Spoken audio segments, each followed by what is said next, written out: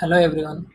ఈరోజు మనము 9 to notices ఏ విధంగా క్రియేట్ చేయాలి అనేది చూద్దాము. ఆటోమేటిక్గా మనం విఎస్ లాగిన్ కంప్లీట్ చేసేసుకుంటామో ఆ యొక్క కంప్లీటెడ్ డేటాతో మనం ఆటోమేటిక్గా 9 to నోటీసెస్ అనేటివి జనరేట్ చేయొచ్చు. ఇదివరకే నేను ఒక 20 days బ్యాక్ ఒక వీడియో పెట్టాను. ఏమంటే అప్పుడు నాకు కొద్దిగా హెల్త్ బాగాలేక మొత్తము వాయిస్ లేకుండా పెట్టాను అనమాట వీడియో. సో చాలామందికి అది ఇబ్బందికరంగా ఉండింది అర్థం చేసుకోవడానికి. సో ఇప్పుడు మళ్ళీ ఒకసారి మీకోసం మళ్ళీ ఈ వీడియో పెడుతున్నాను. సో మనం ఏం లేదండి, ఈ టెస్ట్ ఫైల్ అనేది నేను మీకు ప్రొవైడ్ చేస్తాను గ్రూప్ లింక్ ఈ వీడియో కామెంట్స్లో. సో ఇక్కడికి వచ్చేసి మనకి కింద correlation statement, port incremental data అని 2 షీట్స్ ఉంటాయి. ఈ 2 షీట్స్లోకి మనము డేటా అనేది కాపీ పేస్ట్ చేసుకోవాలి. ఇక్కడ వచ్చేసి first of all correlation statement ఇది మనకు విఎస్ లాగిన్లో డౌన్లోడ్ అవుతుంది. ఈ డౌన్లోడ్ అయినటువంటి దాన్ని ఓపెన్ చేసుకున్న తర్వాత ఎల్పిఎం నెంబర్ అనే దానికి ఈ విధంగా ఎర్రర్ ఉంటుంది. ఈ ఎర్రర్ ఏంటి అంటే నెంబర్ని టెక్స్ట్ ఫార్మాట్లో స్టోర్ చేసుకుని ఉంటుంది. సో ఈ ఐకాన్ మీద మొత్తం ఇట్లా పైన ఇది ఉంటుంది కదా, ఫస్ట్లో ఒకటి సెల్ సెలెక్ట్ చేసుకొని కంట్రోల్ షిఫ్ట్ డౌన్ యారో కొడితే మొత్తం సెలెక్ట్ అవుతుంది. సెలెక్ట్ అయిన తర్వాత ఈ యొక్క సింబల్ పైన క్లిక్ చేసి కన్వర్ట్ టు నెంబర్ అని కొడితే ఇదంతా కన్వర్ట్ టు నెంబర్ కొడితే నెంబర్ ఫార్మాట్లోకి మారిపోతుంది. సో ఇప్పుడు ఈ విధంగా చేసుకున్న తర్వాత మొత్తం ఇక్కడ నుంచి కంట్రోల్ షిఫ్ట్ రైట్ యారో మొత్తం సెలెక్ట్ అయింది. మళ్ళీ కంట్రోల్ షిఫ్ట్ డౌన్ యారో మొత్తం సెలెక్ట్ చేసుకున్న తర్వాత కంట్రోల్ సి ఈ షీట్లోకి వెళ్దాము, మన టెస్ట్ ఫైల్లోకి. ఇక్కడికి వచ్చేసి కంట్రోల్ వి పేస్ట్ చేసుకున్న వెంటనే మనకి ఇక్కడ కింద ఏదైతే ఉందో క్యాలిక్యులేటింగ్ 4 threads అని పడింది కదా, ఇది 0 ఉంది. ఇది 100% అవ్వాలి. కాస్త టైం తీసుకుంటుంది. మీ డేటా ఎక్కువ ఉంటే ఇంకా ఎక్కువ టైం తీసుకుంటుంది, తక్కువ ఉంటే తక్కువ టైం తీసుకుంటుంది. So depending on your data మనకు టైం అనేది పడుతుంది. ఇక్కడ ఇప్పుడు 1% వచ్చింది కదా, ఈ లెక్కన 100% ఎప్పటికి కావాలి అనే అట్లేం లేదు. జస్ట్ 1 or 2 minutesలో అయిపోతుంది అంతే.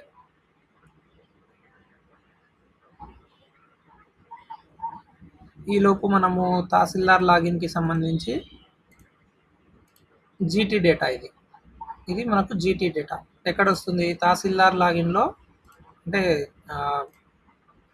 మనకు వచ్చేసి ఇది చూపిస్తాను చూడండి.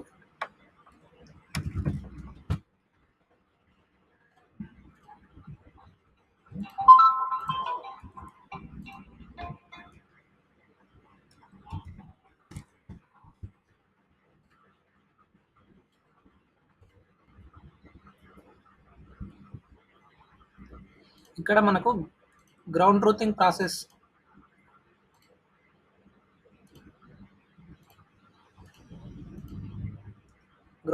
ప్రాసెస్లోకి వెళ్తే మనకు porting of Webland incremental data అనేది ఒకటి ఉంటుంది.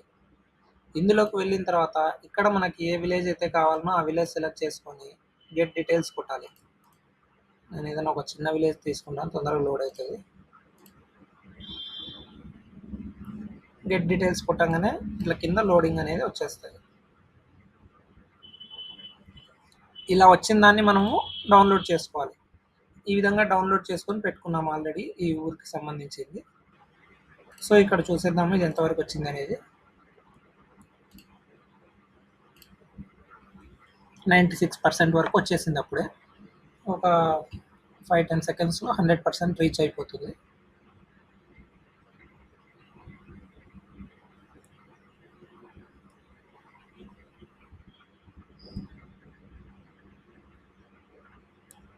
ఓకే, 100%కి వచ్చేసింది. 100%కి వచ్చిన తర్వాత ఇక్కడ అనేది మాయమైపోతుంది. నా సిస్టమ్ కాస్త స్లోగా ఉంది,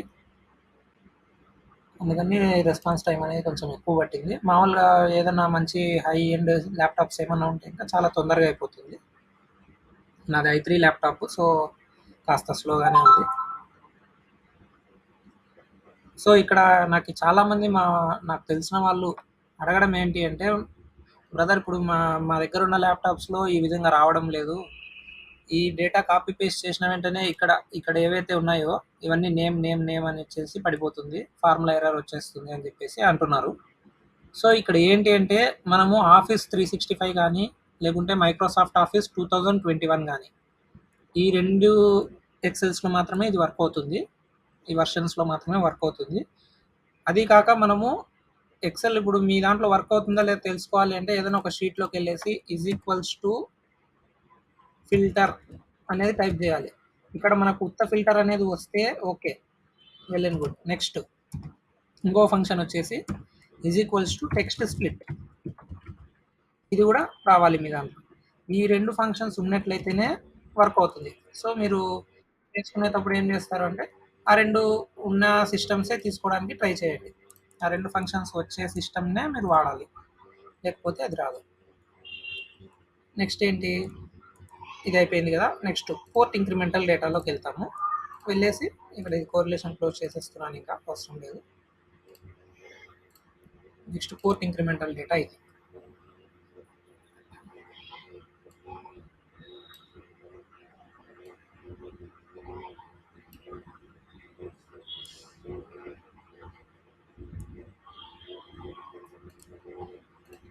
ఇందులో కూడా సేమ్ మొత్తం కాపీ చేసుకోవాలి.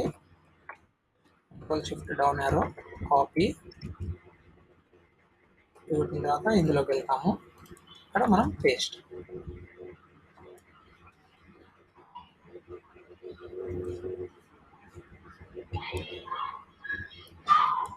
ఓకే, ఇప్పుడు ఈ పేస్ట్ కొట్టిన తర్వాత మళ్ళీ ఇక్కడ కింద క్యాల్కులేటింగ్ అని పడింది. ఇది కూడా మళ్ళీ 100% రీచ్ కావాలి. టోటల్గా మనం ఒక 10 to 15 minutes కష్టపడితే అయిపోతుంది. జస్ట్ కాపీ పేస్ట్ చేయడమే. కోరిలేషన్ స్టేట్మెంట్ని ఇందులో వేయాలి, ఫోర్త్ ఇంక్రిమెంటల్ డేటా యొక్క ఎక్సెల్ని ఇందులో వేయాలి.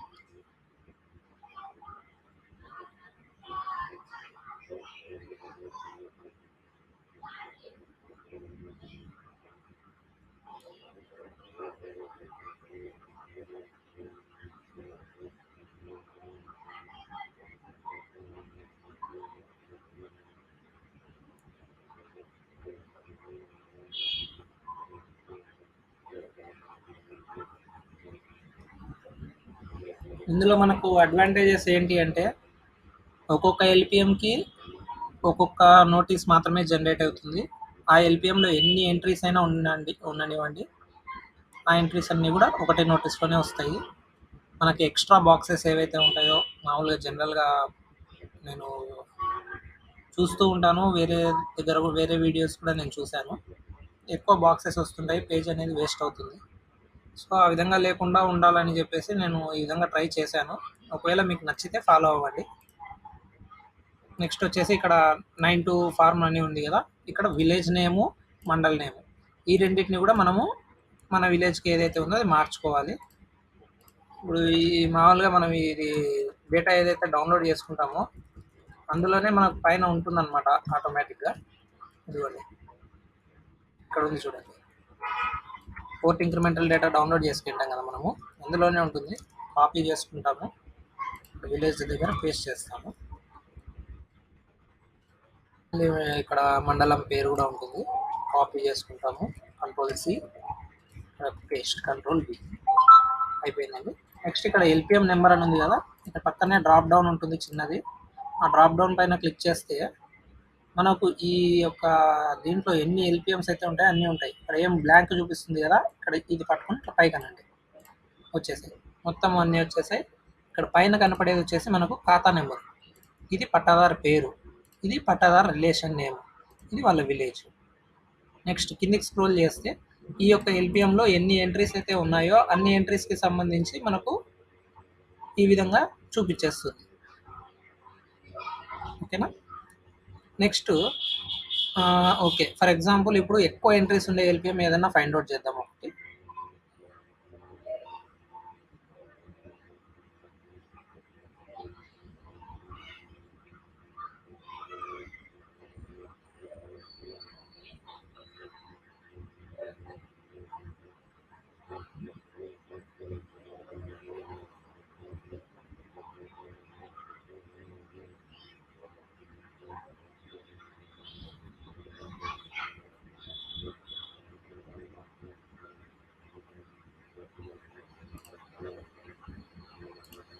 ఏదో 1090 అనే ఎల్పిఎం ఒకటి ఉంది. ఆటోమేటిక్గా పేజ్ అనేది అడ్జస్ట్ అయిపోయింది. ఆటోమేటిక్గా మనకు పేజ్ అనేది అడ్జస్ట్ అయిపోయింది. ఎన్ని వచ్చినాయి రోస్? 1 2 3 4 5 6 7 8 9 9 రోస్ అనేది ఆటోమేటిక్గా అడ్జస్ట్ అయిపోయింది. అలా లేదు, ఓన్లీ నాకు 1 ఆర్ 2 రోస్ ఉన్నాయి అనుకుంటే 4 రోస్ దగ్గరనే అడ్జస్ట్ అయిపోతుంది. సో ఈ విధంగా మనము చేసుకోవడం వల్ల ఏంటి అంటే మనకు పేజ్ అనేది ఎక్కువ వేస్ట్ కాదు, అది కాక కొంచెం అపియరెన్స్ అనేది బాగుంటుంది. సో ఈ విధంగా మనం కాపీ పేస్ట్ చేసుకున్న వెంటనే ఏం చేసేది లేదు, ప్రింట్ అనే దాని మీద క్లిక్ చేస్తాం అంతే. ప్రింట్ అని క్లిక్ చేసిన వెంటనే పీడిఎఫ్స్ అనేది జనరేట్ అయిపోతుంటాయి మన ఫోల్డర్లో. ఎక్కడైతే మనం ఈ టెస్ట్ ఫైల్ని పెట్టింటామో ఆ టెస్ట్ ఫైల్ ఉన్న ఫోల్డర్లోనే మనకు పీడిఎఫ్స్ అనేది వచ్చేస్తూ ఉంటాయి. ఒకటి ఓపెన్ చేసి చూద్దాము ఏ విధంగా వస్తుంది అని. చూడండి, ఈ విధంగా మనకు నోటీస్ అనేది జనరేట్ అయిపోయింది. మనం ఒకవేళ కావాలి అనుకుంటే ఇక్కడ సర్వే అధికారి అనే దగ్గర కూడా ఒకటేసారి సంతకం మన సైన్ ఏదైతే ఉంటుందో పెట్టేసి ప్రింట్ అని కొడితే కనుక ఆటోమేటిక్గా అది కూడా అన్నిట్లో వస్తుంది. కానీ మాన్యువల్గా పెట్టడం కరెక్ట్ అనేసి నేను ఇక్కడ పెట్టడం లేదు. ప్రతి నోటీస్ పైన మనం మాన్యువల్గా పెడితేనే మేలు అనే ఉద్దేశంతో, ఎందుకంటే మనం కూడా ఒకసారి చెక్ చేసినట్టు ఉంటుంది ఒక్కొక్క నోటీసు. ఏదైనా తప్పు ఉంటే కనుక మనం ఆ నోటీస్ని పక్కన పెట్టేసి మనం మాన్యువల్గా ఇచ్చుకోవడము ఇంకోటో చేసుకోవచ్చు. మీకందరికీ అర్థమైందనే అనుకుంటున్నాను. ఒకవేళ మీకు మీ సిస్టమ్స్లో ఒకవేళ ఆఫీస్ అనేది లేదు, కొత్త రీసెంట్ వర్షన్ అనుకుంటే ఏం చేస్తారంటే నాది గ్రూప్ కమెంట్స్లోనే మీకు ఇది పెడతాను ఇన్స్టాల్ చేసుకోవడానికి. ఆఫీస్ సెటప్ అనమాట ఇది.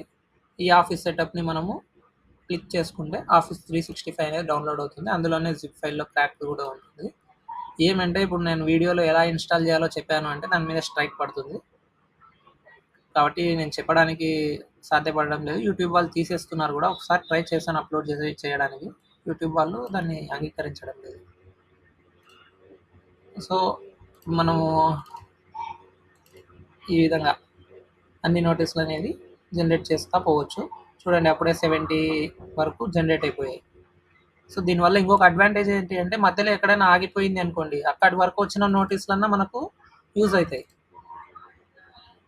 ఏదైనా ప్రాబ్లం వల్ల ఒకవేళ పోయినా ఆ నోటీసులన్నా మనకి వస్తాయి. మళ్ళీ రీస్టార్ట్ చేసుకున్నప్పుడు ఈ నోటీసులు అనేటివి మళ్ళీ రిపీట్ కావు, ఎక్కడైతే ఆగిపోయిందో అక్కడ నుంచే కంటిన్యూ అవుతాయి.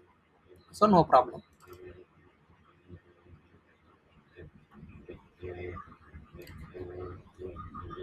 అందరికీ అర్థమైందనే అనుకుంటున్నాను.